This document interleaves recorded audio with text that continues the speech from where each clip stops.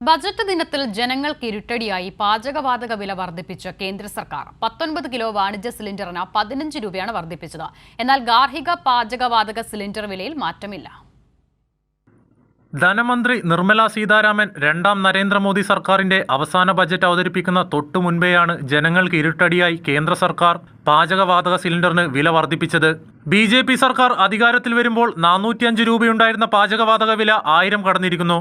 വാണിജ്യ ഗാർഹിക LPG സിലിണ്ടറുകളുടെ വില ഓരോ മാസവും ആദ്യ ദിവസം പ്രതിമാസ പരിഷ്കരണത്തിന് വിധേയമാകാറുണ്ട്.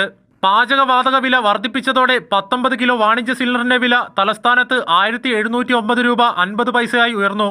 ബജറ്റ് അവതരണത്തിന്റെ തൊട്ടു മുൻപുള്ള ഈ ഇരുട്ടടി ഹോട്ടൽ ഭക്ഷണത്തിന്റെ വില ഉയരാൻ കാരണമാകും. ചെറുകിട ഹോട്ടൽ വ്യവസായ രംഗത്തെയാണ് വിലവർദ്ധനവ് കൂടുതൽ ബാധിക്കുക. വിലവർദ്ധനവ് ഇരുട്ടടിയാണെന്ന് ഒരുപോലെ ഹോട്ടൽ ഉടമകൾ പറയുന്നു. കേന്ദ്ര സർക്കാർ ഹോട്ടലിലെ ഗ്യാസിന് വില കൂട്ടിയത് കൊണ്ട് ഞങ്ങളെപ്പോലെയുള്ള ഹോട്ടൽ തൊഴിലാളികൾക്ക് വളരെ ബുദ്ധിമുട്ടാണ്. ഞങ്ങളെപ്പോലെയുള്ള പാവങ്ങൾ എന്ത് ചെയ്യണമെന്ന് കേന്ദ്ര സർക്കാർ തന്നെ ഞങ്ങൾക്ക് ഒരു ഉത്തരം നൽകി തരണം.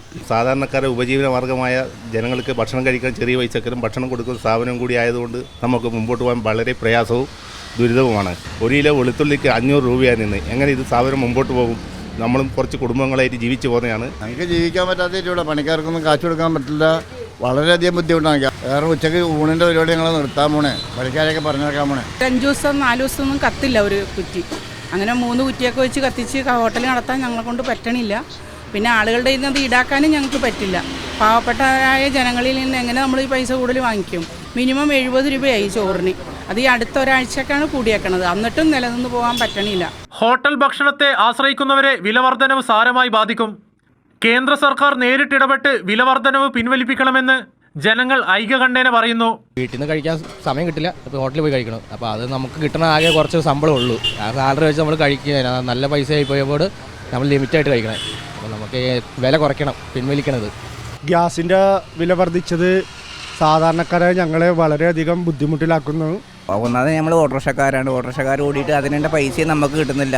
അപ്പോൾ ഹോട്ടലിൽ പുറത്ത് പൈസ കൂടുമ്പോൾ നമുക്കും നിത്യച്ചെലവ് കൂടിക്കൊണ്ടിരിക്കുക. ഗ്യാസിന് ഇങ്ങനെ വില കൂടിക്കഴിഞ്ഞാൽ നമുക്കെല്ലാവർക്കും ബുദ്ധിമുട്ട് തന്നെയാണ്. കഴിഞ്ഞ വർഷത്തിലെ അവസാന പാദത്തിലും വാണിജ്യ സിലിണ്ടറിന് വില കൂട്ടിയിരുന്നു. ചെറുകിട ഭക്ഷണശാലകൾ പൂട്ടിയാലും കോർപ്പറേറ്റുകളെ സഹായിക്കുക എന്ന കേന്ദ്രത്തിന്റെ നയങ്ങളുടെ തുടർച്ചയാണ് ഈ വിലവർദ്ധനവ്. കൈരളി ന്യൂസ്, കൊച്ചി.